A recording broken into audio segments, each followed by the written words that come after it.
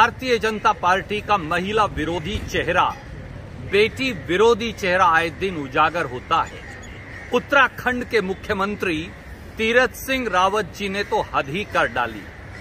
कभी उन्हें बेटियों के द्वारा रिप्ड जीन्स पहनने पर एतराज है और कभी हाफ कट में उन्हें उत्तराखंड और चंडीगढ़ और देश की बेटियों का शरीर नजर आता है।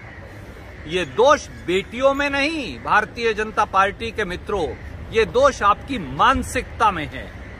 कभी आदित्यनाथ जी को महिलाओं को संरक्षण देने के लिए पुरुष चाहिए, कभी मनोहर लाल खट्टर जी कहते हैं कि अगर आपको आजादी चाहिए तो निर्वस्त्र घूमिए।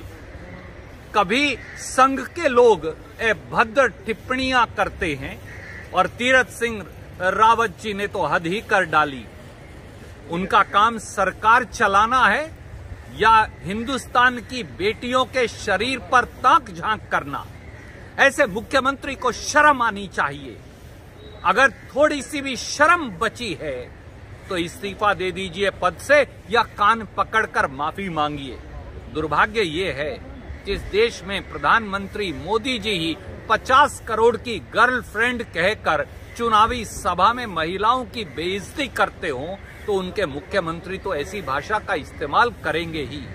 हम मांग करते हैं देश की बेटियों की ओर से, देश की महिलाओं की ओर से कि ऐसे मुख्यमंत्री को या कान पकड़कर माफी मांगे या फिर इस्तीफा दें, क्योंकि ये मानसिकता अब नहीं चलेगी। 16वीं सदी के लोगों को 21वीं सदी में हिंदुस्तान पर शासन करने का अधिकार नहीं, उन्हें चलता करना पड़ेगा। यही राष्ट्रभक्ति है।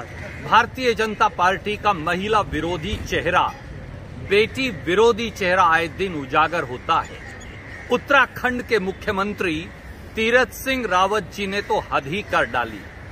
कभी उन्हें बेटियों के द्वारा रिप्ड जीन्स पहनने पर एतराज है और कभी हाफ कट में उन्हें उत्तराखंड और चंडीगढ़ और देश की बेटियों का शरीर नजर आता है। ये दोष बेटियों में नहीं, भारतीय जनता पार्टी के मित्रों, ये दोष आपकी मानसिकता में है। कभी आदित्यनाथ जी को महिलाओं को संरक्षण देने के लिए पुरुष चाहिए, कभी मनोहर लाल खट्टर जी कहते हैं कि अगर आपको आजादी चाहिए तो निर्वस्त्र घूमिए। कभी संघ के लोग अभद्र टिप्पणियां करते हैं और तीरथ सिंह रावत जी ने तो हद ही कर डाली।